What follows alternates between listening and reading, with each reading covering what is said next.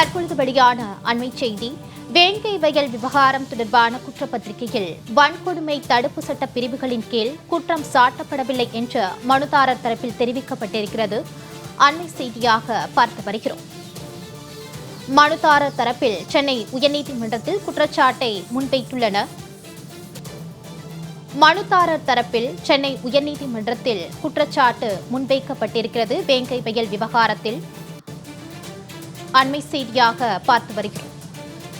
இது குறித்தான கூடுதல் விவரங்களோடு செய்தியாளர் மகேஸ்வரி இணைகிறார். வணக்கம் மகேஸ்வரி. இந்த வேங்கை வயல் விவகாரத்தில் மனுதாரர் தரப்பில் சென்னை உயர்நீதிமன்றத்தில் குற்றச்சாட்டை முன்வைத்திருக்காங்க. என்ன குற்றச்சாட்டு முன்வைக்கப்பட்டிருக்கிறது விவரம்? மாலதி, புதுக்கோட்டை மாவட்டம் வேங்கை வயல் கிராமத்தில் நீர்த்தேக்க தொட்டியை அசுத்தம் செய்த விவகாரம் தொடர்பாக சிபிஐ விசாரிக்க வேண்டும் என்ற ஒரு கோரிக்கையை முன்னிட்டு சென்னை உயர்நீதிமன்றத்தில் வழக்குகள் என்பது தாக்கல் செய்யப்பட்டிருந்தன. கடந்த 2022ஆம் ஆண்டு டிசம்பர் மாதம் நடந்த இந்த சம்பவம் தொடர்பாக சிபிசிஐடி போலீசார் விசாரணை நடத்தி வருகிறார்கள். சம்பவம் குறித்து விசாரிப்பதற்காக உயர்நீதிமன்றத்தினுடைய ஓய்வு பெற்ற நீதியரசர் சத்யநாராயணன் தலைமையில் ஒரு நபர் ஆணையத்தை அமைத்தும் உயர்நீதிமன்றம் என்பது ஏற்கனவே உத்தரவிட்டிருந்தது. இந்த நிலையில்தான் நீண்ட நாட்களுக்கு பின்னர் இந்த வழக்கு என்பது இன்றைய தினம் சென்னை உயர்நீதிமன்றத்தினுடைய தலைமை நீதியரசர் ஸ்ரீராம் மற்றும் நீதியரசர் செந்தில்குமார் ராமமூர்த்தி அடங்கிய அமர்வு இன்றைய தினம் விசாரணைக்கு எடுத்துக் கொள்ளப்படுகிறது.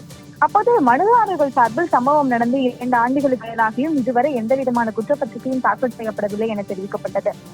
இதனை மறுத்த தமிழக அரசினுடைய கூடுதல் தலைமை வழக்கறிஞர் ரவீந்திரன், வழக்கினுடைய விசாரணை முடிவடைந்து முரளிராஜா, சுதர்சன் மற்றும் முத்துகிருஷ்ணன் ஆகியோருக்கு எதிராக ஜனவரி 20ஆம் தேதி புதுக்கோட்டை சிறப்பு நீதிமன்றத்தில் குற்றப்பத்திரிகை தாக்கல் செய்யப்பட்டதாக தமிழக அரசு சார்பில் தெரிவிக்கப்பட்டது. மேலும் சிபிசிஐடி போலீசார் நடத்திய விசாரணையில் வேங்கை வயல் இறையூர் கிராமங்கள் அடங்கிய இந்த முடுகாடு பஞ்சாயத்து தலைவராக உள்ள பத்மா முத்தையா குடிநீர் தொட்டி ஆபரேட்டர் சண்முகத்தை பணி நீக்கம் செய்ததால் பஞ்சாயத்து தலைவருடைய கணவரை பழிவாங்கக்கூடிய வகையில்தான் இந்த குடிநீரில் நாட்டம் வருவதாக முரளிராஜா என்பவர் பொய் தகவலை பரப்பியதாகவும் அதன் பின்னர் குடிநீர் தொட்டி மீது ஏறிய முத்துகிருஷ்ணன் மற்றும் சுதர்சன் ஆகியோர் இந்த குற்றச்செயலில் ஈடுபட்டதாக தலைமை வழக்கறிஞர் அவர்கள் அறிக்கை ஒன்றையும் தாக்கல் செய்தார். இதையடுத்து இந்த அறிக்கையை பிரமாண மனுவாக தாக்கல் செய்யும்படி அரசுக்கு உத்தரவிட்டிருந்தார்கள். மேலும் இந்த வழக்கு விசாரணையை பிற்பகல் 2:15 மணிக்கு விசாரிப்பதாக தெரிவித்திருந்தார்கள்.